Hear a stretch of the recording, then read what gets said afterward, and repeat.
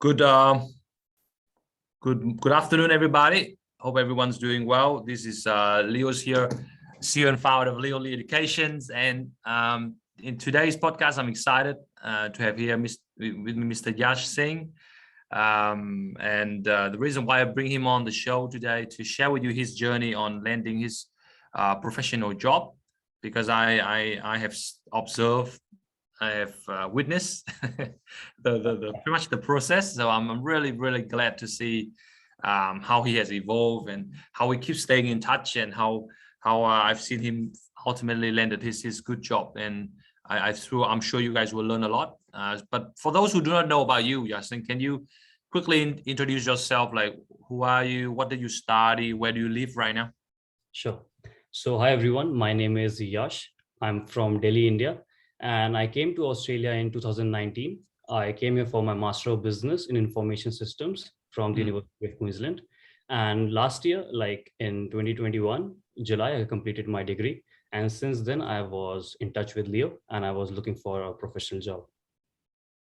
Gotcha. So before we talk about your job hunting journey, quickly tell me, so when you came here in 2019, did you work anywhere? Did you start working, anything like that? Yeah, so the very first day when I came here, I started looking for a part-time job. Okay. In the very first week, I got my part-time job, and it was in the retail sector. Gotcha. And was it like easy to find that retail jobs? When you first came? So what I did was, like, there is a local grocery store. Like, I'm from India, so I first went to the Indian grocery store to get a part-time job, because I thought, even if I get this job, I still know the products. So it won't be difficult for me to communicate with the customers. So that was my target. And within like 1 week, I got that job. So it wasn't hard for me, which is usually hard for a lot of international students. Got you. And so what do you do? Maybe rewind a little bit. What do you do in your bachelor when you were in your country? What do you do? So I did engineering. So my major was electrical and electronics. Okay. And why was there a transition from electronic engineering to master in IT? Where is that? There's a transition. So during my bachelor's, I got the opportunity to work as an intern at 2 different companies. And both were in the telecommunications sector, and I used to work on the 4G networks. So when I was doing my internship, I was, made a part of different meetings, and I was also introduced to the IT teams and the administrative team. Once I started going for that internship, I realized that if I can get some experience, and once I build my confidence, I have the right skills, I will be doing really amazing in the IT sector and towards the management side. That's the point where I decided that I'll choose something which can take me to the business side of the workforce, but still keep me in touch with the technology. That's one of the specific reasons why I chose University of Queensland, because I did Master of Business in Information Systems. Got you. So that was a very natural transition for you to go from engineering to IT, which is fantastic. So now talking about so the retail job. So how long were you working in that retail position? Sure. So I started in July 2019, and I left the job in January 2020. Okay. And is it because you found another job, or? So once I started doing that job, after a couple of months, I was sure that now I know how to interact with the customers. I have built my communication skills, and I'm ready for another part-time. So what I did was I started looking for other jobs. I had a really good connection with my friends, and one of them were working in a factory. So I just asked him, like, if you can refer me, and he referred me to the factory, and I got that job. So I started working in the factory. So I left the retail job. I started working over there. Okay. But those jobs was not really like your dream jobs, so-called dream jobs, obviously. Never. So once you come here as an international student, you always think that, you should get a part-time job to overcome your expenses. And that was the very first thing in my mind, because you have, like, for me, it was like I have to look for my budget. I have to do things carefully. So I had to find a part-time job. And obviously, I'm not here just to study. I want to enjoy the life as well, because it was like a 2-year course. So I wanted to explore things. And for that, I thought that if I can earn, I can enjoy more. So that's why I started doing the part-time job. I got you. But what I like about you, Yash, is I feel that many people, they got stuck with these odd jobs and they kind of cannot get out of it. But for you, I think you made it a point that no. I have some experience with that, and that's good for me. But I need to work in my field. So when was that transition in your mind that, okay, this is the right time for me to find a professional job? Sure. So it all started in the very next semester. So in my second semester, so in our university, there is a community engagement program. So if you don't have any experience, what the university did was, like, they have every semester they have 20 different internships, and it's like an engagement program. You won't be paid, but they will connect you with some local organizations, and you can literally work on their project. So what I did was I joined one of the community engagement programs in my university, and I started working with an organization which is in Brisbane. I worked there for like 3 to 4 months, and it really gave me that workplace exposure, like how things work in Australia and how am I supposed to, go through the meetings and everything. So at that very point, I decided that, okay, even though I'm doing my part-time job, but this is not which I'll continue in the future. So I need to work towards the workforce side so that I can actually see that how things go. And that was the right opportunity, because that was my very first internship which I got through the university. Okay, and that was that was IT related, that internship, is it? It was a mixture of business and IT. Okay. It was not completely IT, but it was a mixture of that. Gotcha. Because your degree is for business analysts and people, right? Like people want to become analysts. And then like the people who want to become business analyst, system administrator, or any IT related job which is a little bit towards the analysis or the management side. Gotcha. Even be a like ICT business consultant. Gotcha. So it's more towards that side rather than like a software developer or front-end developer. That's for a different thing. Okay. But you are more from like a business analyst, system analyst, ICT analyst, data analyst, that sort of side, right? Yes, correct. Got you. Which is very different. So for the viewers watching this, you guys should understand that for IT, even for IT, a different scope of IT, different sphere. And for him, he went for this business side of it, which is amazing. Then when did you graduate, my friend? When did you graduate? So I graduated last year in July, so 2020. July 2021. And now tell us how do you start this whole process, this whole professional hunting process? Yeah. So I graduated in July last year, but I started looking for job and people, like actually with whom I should connect in May. So at that point of time, I was also going through Facebook, and then I got to know that, okay, Leo is also someone in Australia. And best thing which you are doing is that you are not just focusing on the admissions and the migration side, but you are also helping students to find a job, which is a very big thing, because no one is actually doing this. And it's really hard to understand that, what international students feel when they are actually looking for a job. It's not easy. It's a new country. They are from a different country. So, and even me being from a different country, I was always looking for someone, who can give me the correct guidance. So people like you and others with whom I've connected on LinkedIn, they have helped me a lot. So it all began from the very first day I graduated. Oh, wow. Okay.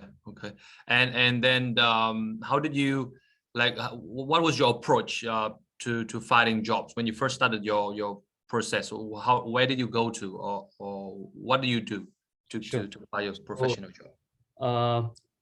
I was applying through two different sites. So one was LinkedIn, which I was using consistently, and the other one which I used was Seek. And I got my job through LinkedIn.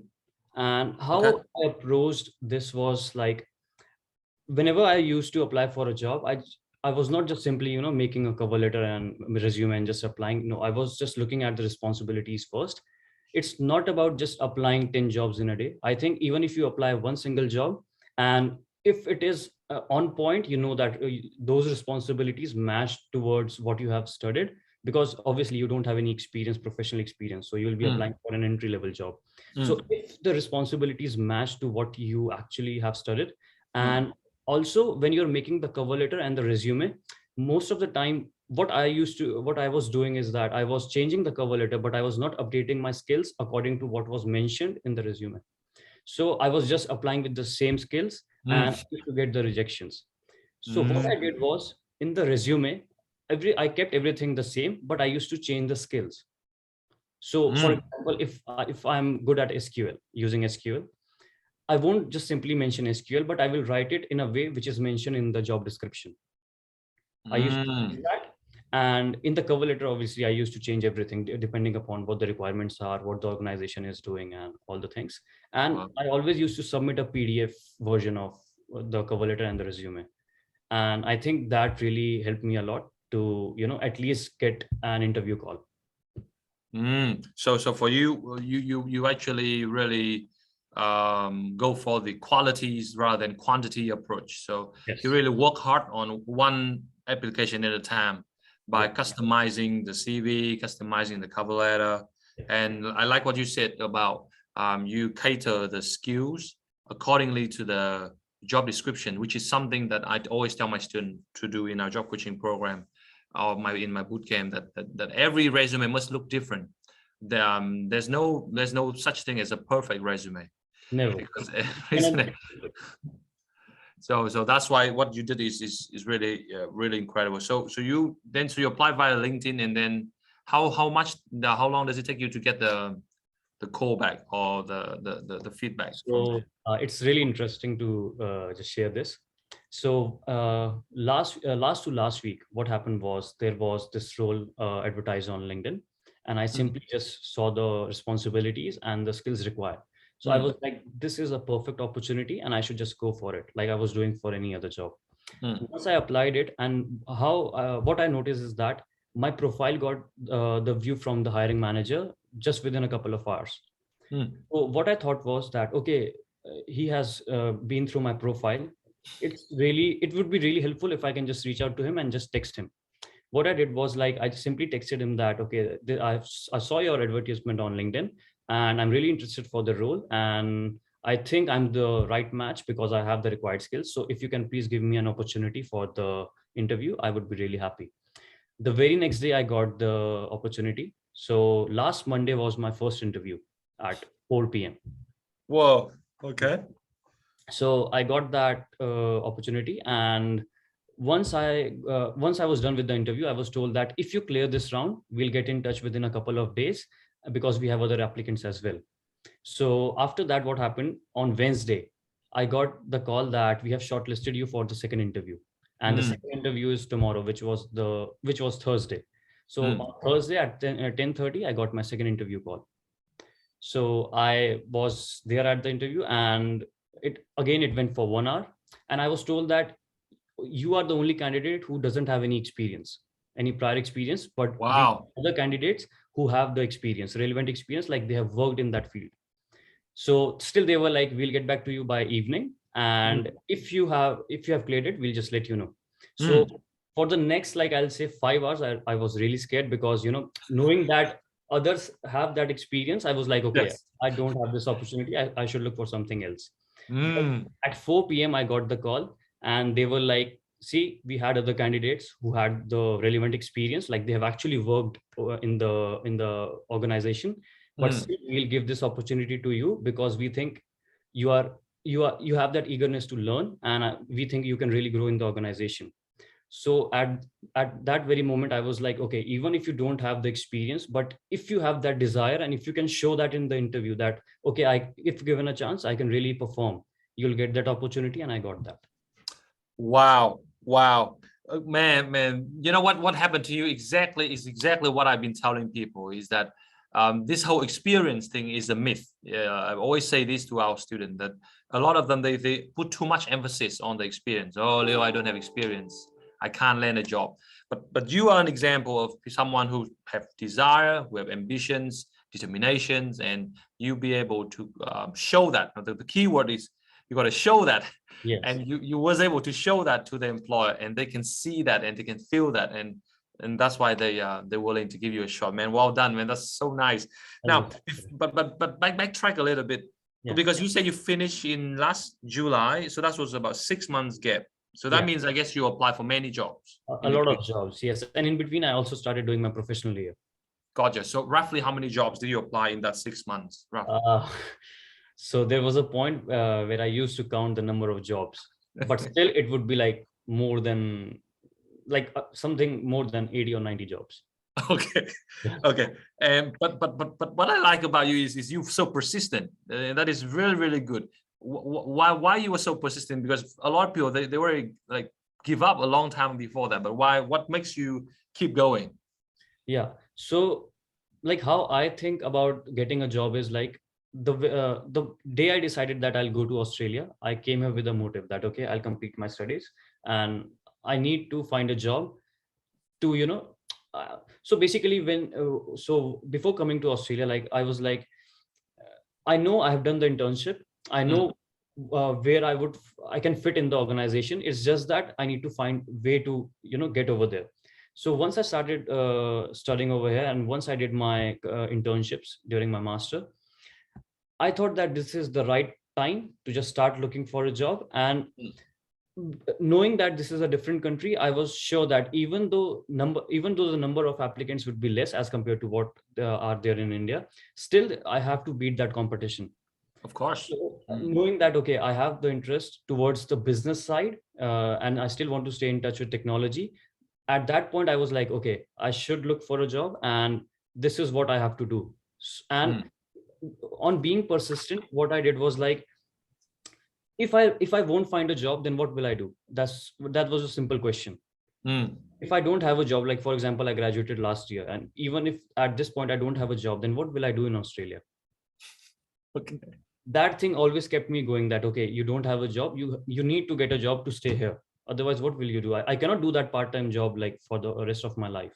Exactly. Yeah. You can't keep doing the odd jobs forever. Yeah. Exactly. But unfortunately, that's what happened to 99.99% of people coming here is they stuck with these odd jobs. Yes. And they got comfortable. Yeah. And what I would like to mention over here is, even I have been through that phase, when you think that in this week I should earn this much money and it will help me by so and so means. Just imagine you are not here to do that part-time job. Yes, it is important to overcome your expenses. And if you are doing a degree or a certification, you need to pay by yourself. But just imagine it won't last long. It's temporary. What you are actually looking for is a full-time job. If you won't put in the efforts, you won't get it. And to be really honest, I think we all have that time. You are not, even if you sleep for 12 hours in a day, you still have 12 hours. And if you're graduated, you don't have anything else to do except for finding a job. So even in those 12 hours, if you're working for like 4 to 5 hours, you still have a couple of hours to find a full-time job. And you can in those 2 hours, you can easily apply for a couple of jobs. And that would be more than enough if you know what job you're looking for and how effective you are. Wow. I got you. I mean, so what you're saying here there is really like people should not have any excuses. Yeah. If you guys really want something, you should make time for it.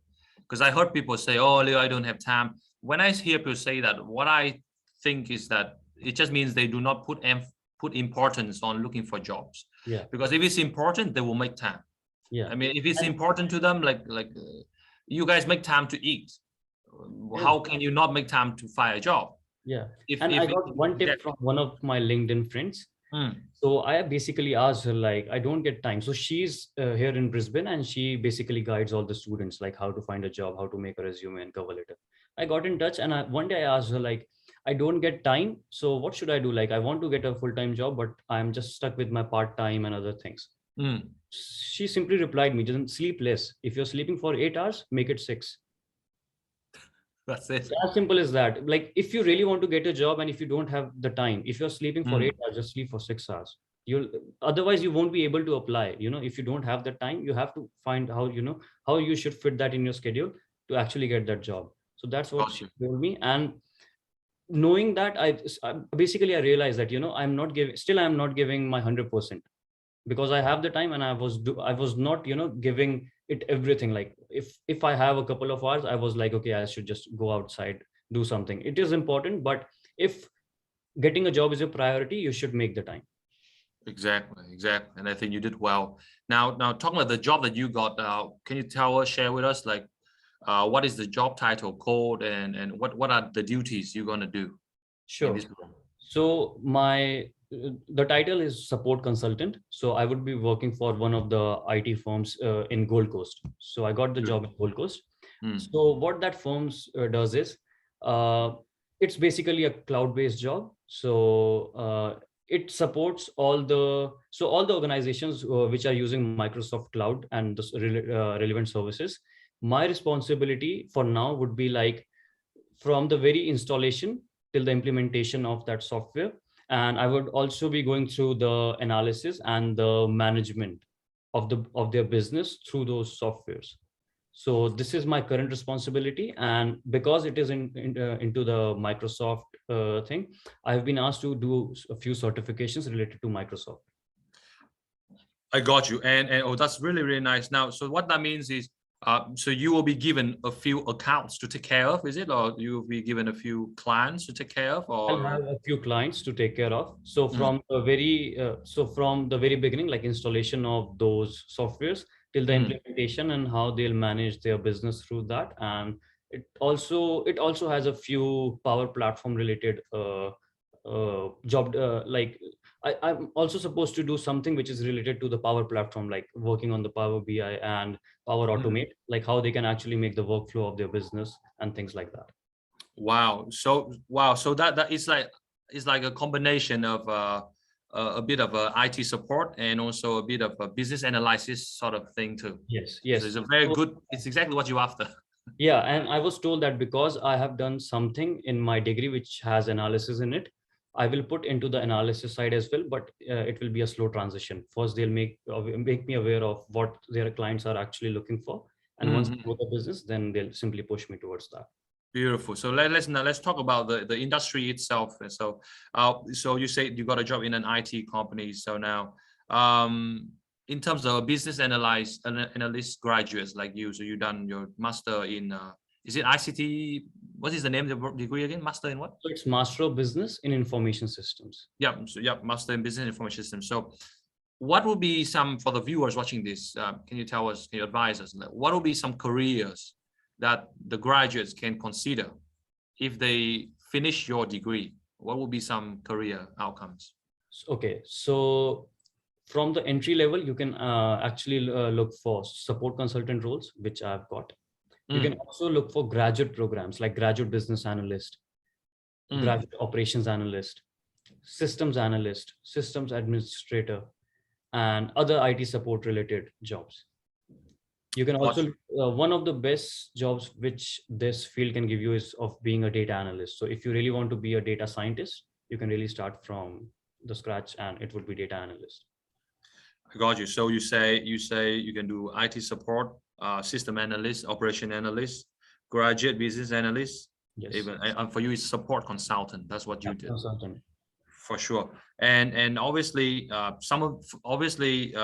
this is some of the roles they can consider. But do you think that many of these roles, you can start without any kind of experience? Obviously, you are an example of that. But do you think they are open for someone without experience for this sort of roles? Yeah. So what I have experienced in the past 6 months is that if you simply apply for a business analyst or system analyst role, 90% of the time you'll be rejected. Because what I have learned is that you cannot simply be a business analyst. To be a business analyst, you should have worked on a few projects and you should have been in the industry for like a couple of years. So it's not that you cannot be a business analyst. Like, for example, I'm into support my current job would be support consultant. Still, in a couple of years of time, like once I get the experience and if I have my skills updated, then I can surely proceed to being a system analyst or a business analyst, but not in the beginning. So if you want to just enter the IT side, I would say data analyst or any support role or any consultation role or any graduate roles, which mentions like graduate analyst or graduate business analyst. These roles are the best ones to target. Got you.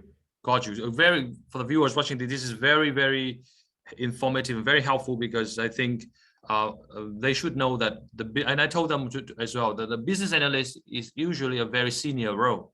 Yes. It's not something that you just graduate and you can straight away get a full-fledged business analyst.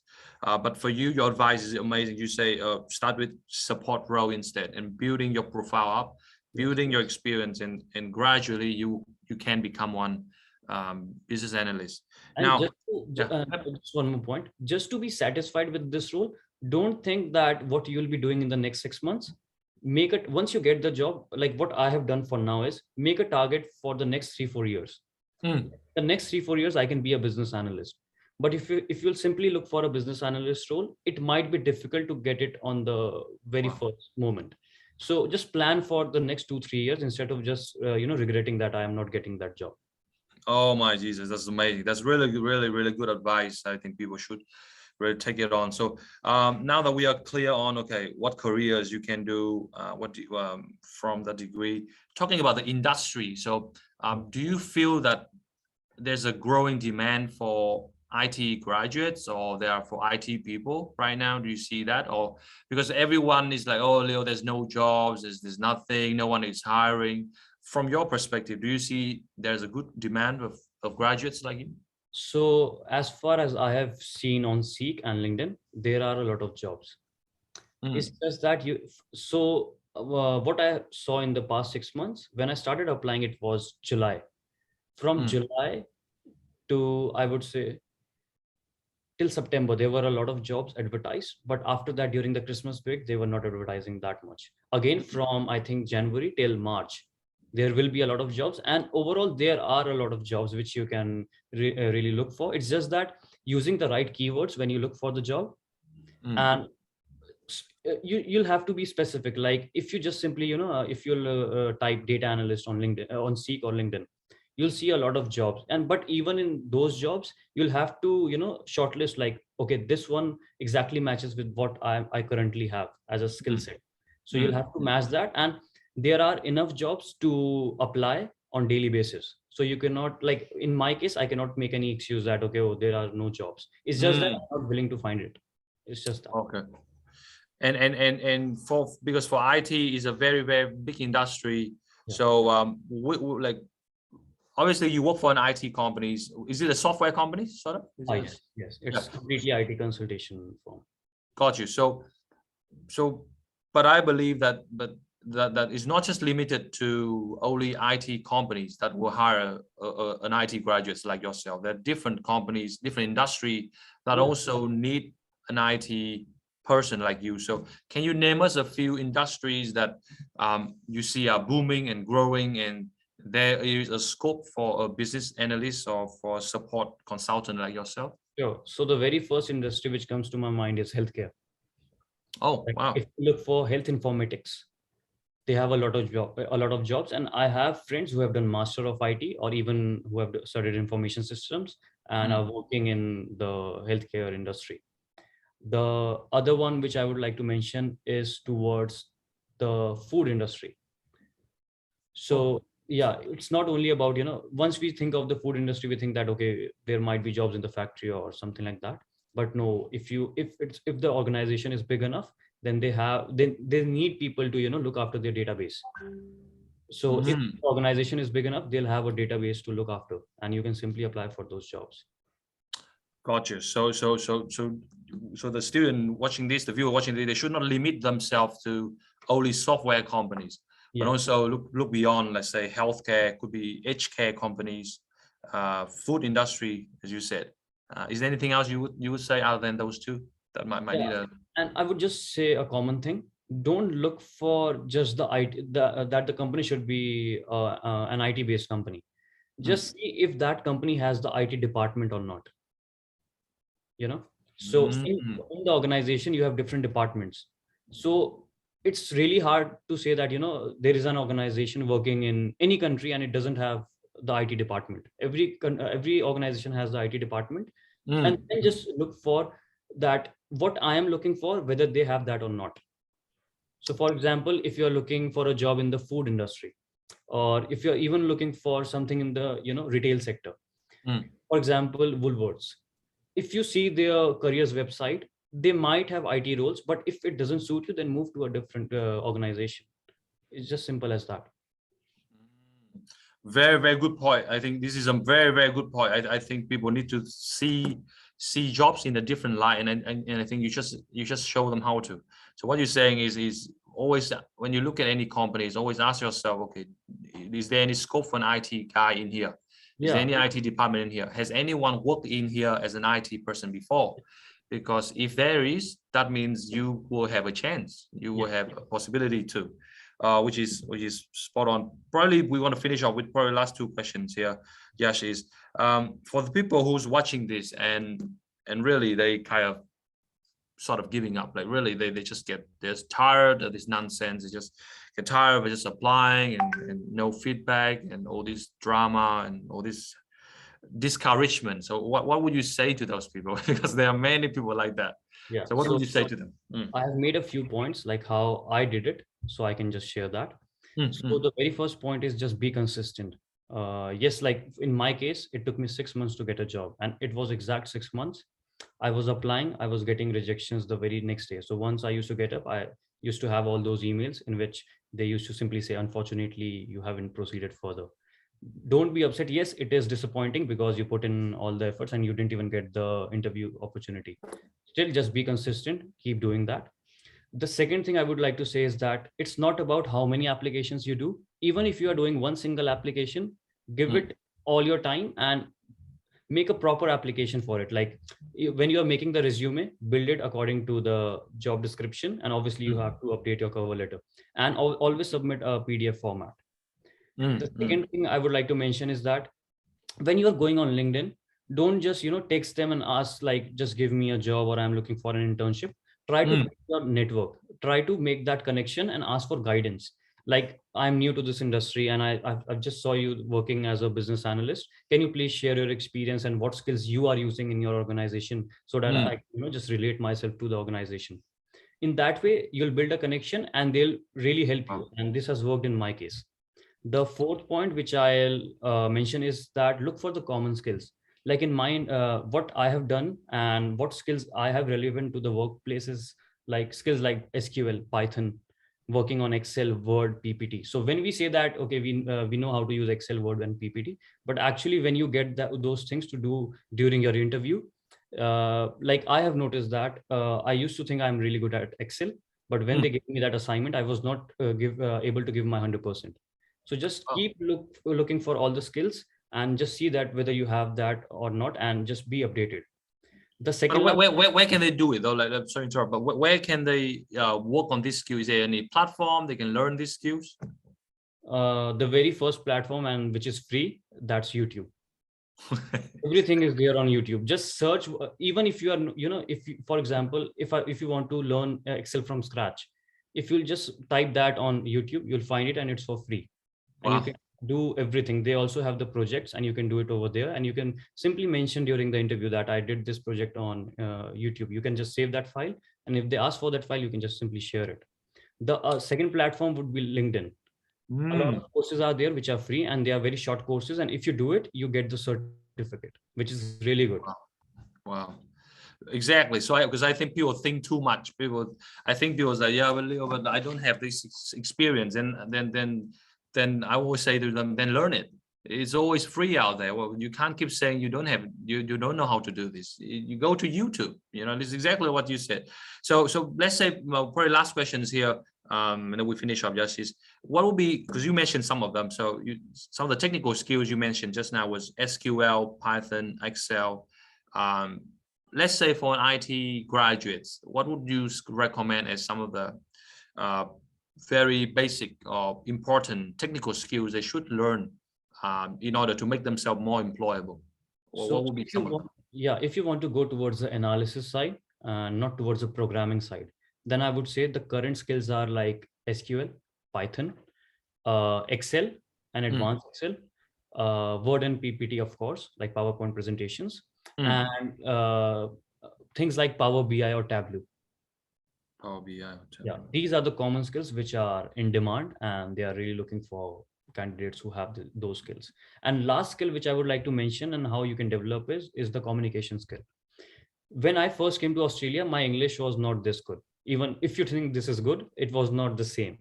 What I did, like, what I planned was like, I'll have a storybook, I'll read it for 10 minutes every day, and not in my mind, I'll just speak it out. So I used to do that, and that's how I developed my communication skills. You don't need to do it every day, but just read a storybook for 10 minutes. And I have seen that change. So obviously you can also experience that. Damn. I mean, that's spot on, man. I was about to say that. I was going to say, this guy, he know how to talk.